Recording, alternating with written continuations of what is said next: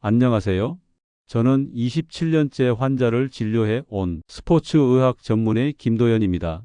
여러분 60대로 들어섰으면서도 예전처럼 운동하면 몸이 건강해질 거라고 믿으시죠?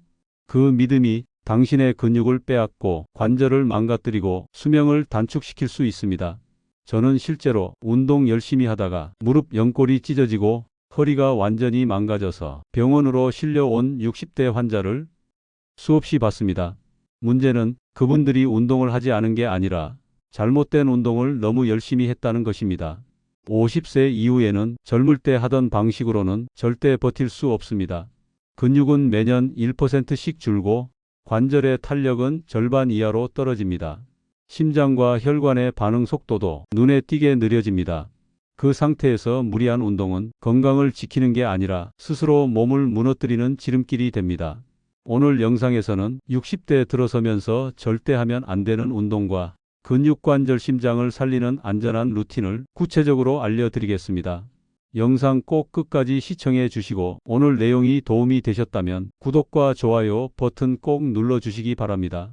그리고 오늘 말씀드릴 잘못된 습관들을 모르고 계셨다면 1번을, 알고 계셨다면 2번을 댓글에 남겨주시면 앞으로의 영상 제작에 큰 힘이 됩니다. 60대로 들어서면 우리 몸은 겉으로 보기엔 크게 달라지지 않는 것 같아도 속에서는 급격한 변화가 시작됩니다. 대표적인 것이 근육 손실입니다. 39세 이후부터는 아무리 건강했던 사람도 매년 평균 1%씩 근육이 줄어듭니다. 겉보기엔 작은 숫자 같지만 근력으로 환산하면 1년에 46%가 사라진다는 뜻입니다. 이렇게 근육이 빠지면 일상에서 계단을 오르거나 장바구니를 드는 힘조차 빠르게 줄어듭니다. 근육이 줄어드는 속도보다 더 무서운 건 심폐기능 저하입니다. 안정시 심박수가 60회 전후로 유지돼야 하는데 60대부터는 아무 이유 없이 75회, 80회를 넘어가고 가만히 앉아 있어도 심장이 쉴 틈 없이 뛰게 됩니다. 그러다 보니 조금만 걸어도 숨이 차고 계단 몇 층만 올라가도 다리에 힘이 풀려버립니다. 여기에 유연성 감소가 겹치면 상황은 더 악화됩니다. 근육과 관절이 뻣뻣해져 충격을 흡수하지 못하고 작은 부상에도 회복이 더딜 수밖에 없습니다. 이런 변화가 겹치면 어떤 일이 벌어질까요? 목, 어깨, 허리, 무릎 통증이 평생 친구처럼 달라붙고 만성질환 위험도 치솟습니다. 병원 대기실에 가보면 50대 이후 환자 절반 이상이 근육관절 심폐 기능 저하로 인한 치료를 받고 있습니다. 이 모든 문제는 운동을 하지 않아서만이 아니라 몸 상태에 맞지 않는 운동을 무심코 계속한 결과인 경우가 훨씬 많습니다. 60대 이후의 운동은 무조건 많이 세게 하는 것이 아니라 근육관절 심장을 지키는 방식으로 바꿔야 합니다. 많은 분들이 운동은 힘들수록 효과가 있다, 이렇게 믿습니다. 그래서 오랫동안 운동을 쉬다가 갑자기 고강도 운동에 뛰어드는 경우가 많습니다. 무거운 바벨을 들거나 가파른 등산로를 한 번에 오르거나 땀이 비 오듯 쏟아질 때까지 전력 질주를 합니다. 문제는 60대부터의 몸은 젊을 때와 완전히 다르다는 겁니다. 관절과 인대는 이미 수분이 줄어들고 탄력이 떨어져 있습니다. 이 상태에서 한 번의 강한 충격은 연골 손상, 인대 파열로 곧바로 이어질 수 있습니다. 심장과 혈관도 마찬가지입니다. 평소에 안정된 상태를 유지하던 심장이 갑작스러운 고강도 운동으로 분당 두세 배로 빠르게 뛰기 시작하면 혈압이 급격히 치솟습니다. 혈관벽이 약해져 있다면 심장마비나 뇌혈관 손상 같은 위험한 상황까지 갈 수 있습니다. 또한 고강도 운동은 짧은 시간에 혈당을 대량 소모하게 만듭니다. 평소 혈당 조절이 원활하지 않은 사람은 저혈당 쇼크를 겪거나 운동 도중 실신할 수도 있습니다. 등산도 예외가 아닙니다. 관절이 약해진 상태에서 통증을 참아가며 등산을 하면 무릎의 올바른 보행 패턴이 무너지고 대퇴사두근과 햄스트링이 불균형하게 쓰입니다. 그 결과 하산 후에 무릎이 붓고 한 번의 충격으로 연골이 깨질 수도 있습니다. 제가 진료했던 한 58세 어르신은 예전처럼 체력을 과시하려고 30kg 배낭을 메고 등산을 하다 하산 중 무릎이 꺾이며 전방 십자인대가 완전히 파열됐습니다.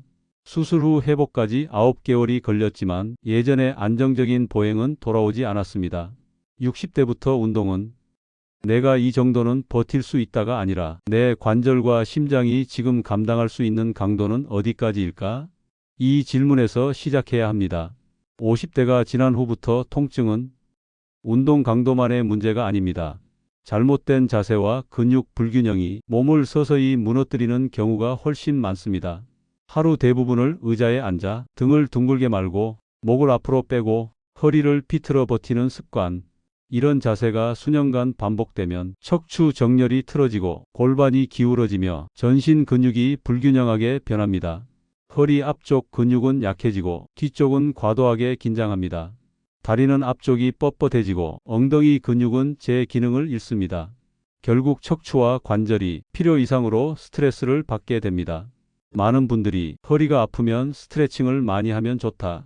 거북목이면 코어를 강하게 만들면 된다. 이렇게 생각하지만 과도한 스트레칭과 특정 근육만 강화하는 운동은 오히려 통증을 더 악화시킬 수 있습니다. 왜냐하면 이미 불균형해진 근육과 관절에 한쪽 방향으로 강한 자극을 주면 그 부위는 더 뻣뻣해지고 다른 부위는 더 약해져 균형이 완전히 깨지기 때문입니다. 허리 통증 환자 중 일부는 과격한 요가 동작이나 반동을 크게 주는 허리 젖히기 운동으로 디스크 압박이 심해져 병원에 실려오는 경우도 있습니다. 목 역시 마찬가지입니다. 거북목이 있다고 해서 목을 억지로 젖히거나 앞쪽 근육을 집중적으로 강화하면 목 주변 신경과 혈관이 압박을 받아 두통, 어지럼증, 팔 저림 증상이 심해질 수 있습니다. 즉, 이미 약해진 관절과 근육은 강하게 교정하려고 하기보다 작고 부드러운 움직임으로 균형을 회복해야 합니다. 잘못된 자세와 근육 불균형을 고치지 않은 채 운동만 열심히 하는 건 기울어진 건물 위에 벽지만 새로 바르는 것과 같습니다. 이제부터는 근육과 관절, 심장을 지키는 안전하고 효과적인 3단계 루틴을 알려드리겠습니다. 첫 번째, 하체 근력 강화 죄수 스쿼트 변형. 하체 근육은 상체보다 크고 나이 들수록 빠르게 줄어듭니다. 하루에 최소 100회. 하지만 한 번에 다 하지 말고 20회씩 5세트로 나누어 하세요. 방법은 간단합니다. 허리를 곧게 세우고 엉덩이를 살짝 뒤로 빼며 무릎이 안쪽으로 모이지 않게 합니다. 완전히 앉지 말고 반쯤만 내려왔다가 올라오면서 후- 숨을 내쉽니다. 힘들면 의자를 잡고 하거나 앉는 범위를 줄여도 됩니다. 중요한 건 정확한 자세와 꾸준함입니다. 두 번째, 바른 걷기 보폭과 팔 스윙. 걷기는 단순해 보여도 방법에 따라 효과가 완전히 달라집니다. 보폭은 자신의 키에서 100을 뺀 값 이상, 예를 들어 키 170cm라면 최소 70cm를 유지합니다. 걷는 동안 팔은 90도 각도로 굽혀 앞뒤로 자연스럽게 흔들고 체감 몸통이 약간 회전하도록 합니다. 발은 뒤꿈치가 먼저 닿고 발 중앙, 발끝 순서로 굴러가듯 디딥니다. 이렇게 걸으면 다리 큰 근육과 코어, 상체까지 전신이 동시에 쓰이며 심폐 기능까지 강화됩니다. 세 번째, 관절 허리목 살리는 미세 움직임과 호흡. 관절이 경직된 상태에서 무리한 스트레칭을 하면 부상 위험이 커집니다. 대신 작은 범위에서 부드럽게 풀어주는 동작을 매일 하세요. 예를 들어 의자에 앉아 허리를 살짝 펴고 구부리기, 가슴을 열었다 닫기, 목을 가볍게 좌우로 돌리기, 어깨를 부드럽게 돌리기. 이때 숨을 내쉴 때 근육의 긴장이 풀립니다. 아침 기상 후, 점심 식사 후, 저녁 TV 보기 전 하루 3번만 실천해도 관절과 근육의 유연성이 달라집니다. 이 세 가지 루틴은 특별한 장비 없이 집안, 사무실, 공원 어디서든 가능합니다.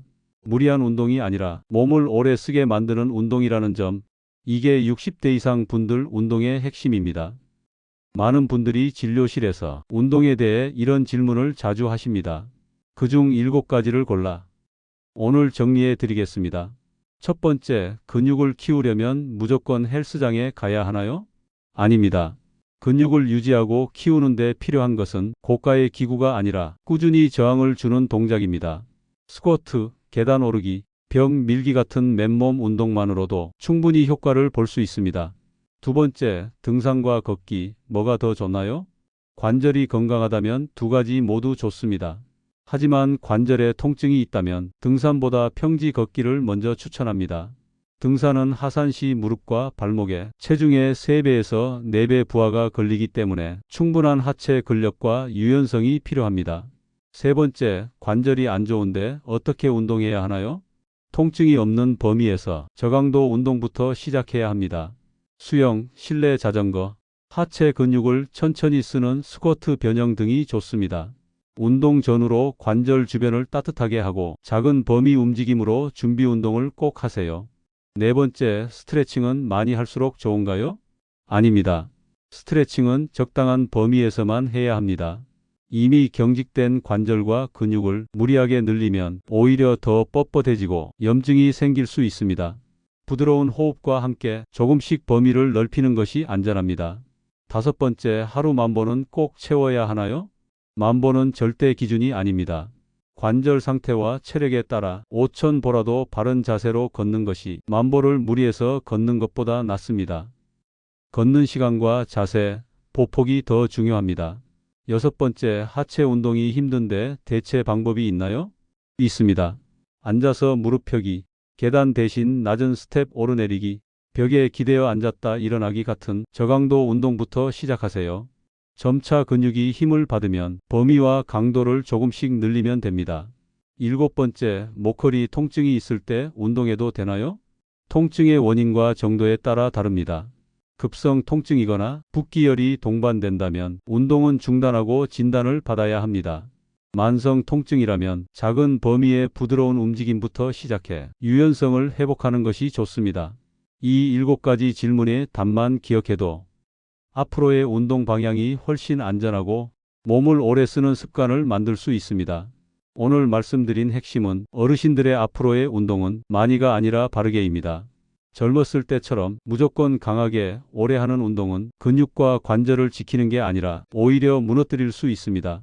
대신 하루 15분이라도 내 몸 상태에 맞는 강도와 자세로 근육, 관절, 심장을 모두 챙기는 운동을 하셔야 합니다.